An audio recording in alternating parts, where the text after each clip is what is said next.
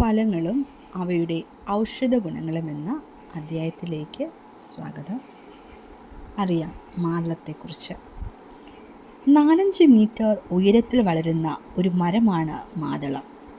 ഇതിൻ്റെ ഫലമെന്നല്ല, തൊലി, കായ, പൂക്കൾ എന്നിവയും ഔഷധ വീര്യമുള്ളവയാണ്. മാതളം പ്രധാനമായി 2 തരമുണ്ട്. ഒന്ന് മധുരിക്കുന്നതും മറ്റൊന്ന് ചവർപ്പുള്ളതും. രണ്ടും ഔഷധ പ്രാധാന്യമുള്ളത് തന്നെ. കൂടാതെ ഹിമാലയൻ സാനുക്കളിൽ പുളിപ്പുള്ള ഒരു തരവുമുണ്ട്. ഇതിൻ്റെ അല്ലികൾ അവിടുത്തുകാർ പുളിക്ക് പകരം ഉപയോഗിച്ചു വരുന്നു. രുചിപ്രദവും അമ്ലപ്രദവുമായ മാതളം ശരീരത്തിന് നല്ല കുളിർമയേകാൻ ഉത്തമമാണ്. മാതളപ്പഴനീരും തേനും തുവർച്ചിലയുപ്പും ചേർത്ത് ശ്വാസസംബന്ധമായ രോഗത്തിന് സേവിക്കാം. മാതളത്തോട്, നെൽപ്പൊരി, തിപ്പല്ലി, പഞ്ചസാര ഇവ പൊടിച്ച് തേനിൽ കഴിക്കുക. ചുമയ്ക്കും ഛർദിക്കും ഫലപ്രദമായ ഔഷധമാണ്.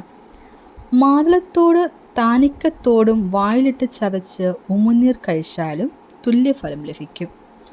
മാതളയല്ലി ഉദരസംബന്ധമായ അസുഖങ്ങൾ ഇല്ലാതാക്കും. രക്തസ്രാവത്തോടു കൂടിയ അതിസാരവും മാതളനീര് ശമനം ചെയ്യും. മാതളത്തെ കൊണ്ടുള്ള കഷായം അതിസാരത്തെ അകറ്റും. മൂക്കിൽ നിന്നുണ്ടാകുന്ന രക്തസ്രാവത്തിന് മാതളപ്പൂക്കളുടെ നീരോ പഴനീരോ മൂക്കിലിറ്റിച്ച് ശമനം വരുത്താവുന്നതാണ്. പഴമായും പാനീയമായും ഔഷധമായും മാതളം ഉപയോഗിച്ചു വരുന്നുണ്ട്.